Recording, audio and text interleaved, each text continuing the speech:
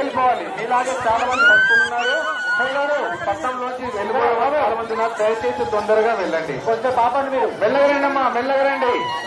పర్వాలేదు, మెల్లగా రండి. బాలకృష్ణ మీరే ఎక్కువ వదలండి. ఇప్పుడు మీరు వదలండి.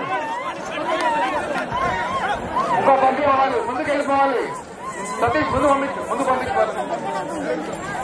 యా ఓపెన్, నేను ఓపెన్. మెల్లగా మెల్లగా వెళ్ళండి, మెల్లగా వెళ్ళండి. ఇబ్బంది లేదు, మెల్లగా వెళ్ళండి.